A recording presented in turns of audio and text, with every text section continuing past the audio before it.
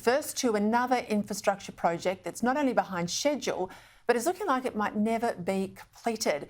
Australia's Inland Rail project, which in principle is very worthwhile to get a new freight line to connect Victoria and Queensland, well, it's being held up by political infighting, poor management and, as always, environmental approvals. Originally slated to be completed by 2027 at a cost of just over $9 billion, it's now blown out to beyond $31 billion, and no guarantees it'll ever actually cross the line from New South Wales into Queensland.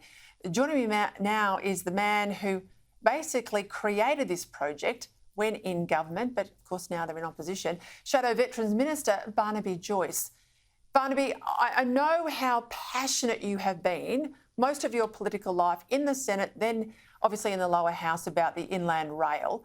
What on earth has gone wrong? Because as I explained to people, it is such a good project, at least in its inception. Dead right, Peter. Right back to the time I was in the Senate, I remember talking to an infrastructure minister when the Labor government was in. His name was Anthony Albanese, and explaining to him how important this was. And he said, well, you know, maybe after 2018 we'd look at it. Bill Shorten said it was a good idea. But when we had the coalition agreement with Malcolm Turnbull, Malcolm wanted the Western Sydney Airport, and I said, well, if you get Western Sydney Airport for a coalition agreement, I want the Inland Rail for regional people. Now, this is great for Melbourne, great for Brisbane, but it also grows towns such as Narrabri, Parkes, Goondiwindi. It becomes a corridor of commerce, an impetus to further growth, a reason for people to move their warehouses, their factories out into regional areas and give other people a reason to move into regional areas rather than just stack themselves one on top of the other in Sydney, Melbourne and Brisbane. But what we've got from the Labor Party is this flying incompetence. It always starts with a review where they mimic me from Austin Powers and say, this is going to cost $31 billion. Well, prove it. How'd you come up with that number? Where'd that number fall out of the tree from? But what we have now, Peter, we have an inland rail that goes from, wait for it, Melbourne to Parkes, and a little bit up to Narromine, and then we have another one that goes from Newcastle to, here's a quiz, where is it? North Star. Heard of North Star? Well, it goes to a village called North Star. Now, it's supposed to go over there, to Brisbane. That's where it's supposed to go. But I don't know what's at North Star. I mean, maybe they're going to put a canal in there and we can unload boats there, or maybe there's a massive gold mine that's going to happen in North Star. But I've got an inkling that it's going to be sort of barley, canola, wheat, a little bit of cotton up the road. But that's not where it's supposed to go. And now we have this sort of idiocy of two halves of a ship, and they're going to try and float them both without sticking them together. It's just incredible. To make it work, we need to go from Narromine across to Narrabri. That is through the Pilliga scrub, right? Not through the Daintree, not across, you know, some sort of pristine rainforest, through the Pilliga scrub. But, you know, it's the environmental issues. It's this, it's that, it's something else. What it really is, the Labor yeah, but the problem is, Barnaby, I'll just jump in here. The problem is, yet again, I mean, a lot of our wealth comes out of regional Australia, but regional Australia gets done over. City people drive on country roads.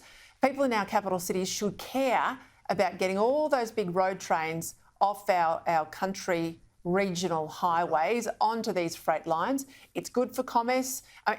On every level, you mentioned the towns there, on every level it's a good project. You know, we've got a federal government now obsessed about a space division in defence. Why are we even talking about going into space in Australia when we can't even build a bloody rail line? They want to go into space, but they can't go out to Narrabri. It's just, that's the Labor Party. And you look at it, if you go through your history, the development of Texas, which has got an economy vastly bigger than Australia's, they said, people used to think it was oil, but if you go into the history, it was actually the railway lines that became the impetus for the further economic growth. Same thing in China. What we have here is trains that will be about 3.2 kilometres long, ultimately, going at about 110 kilometres an hour, double stacked. Now, each one of those stacks, each one of those containers is a truck off the road. And each one of those is a reason for the further economic growth.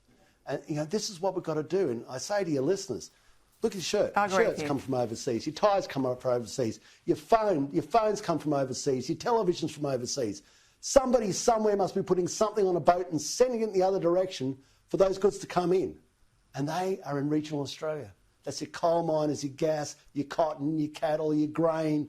They're the products that people overseas want to buy off us. They don't buy your bank. They don't buy banks. They don't buy accountants. They don't buy solicitors.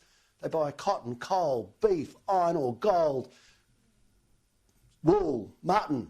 They're the things. And you need an inland rail to move these things to a port so you can be wealthy.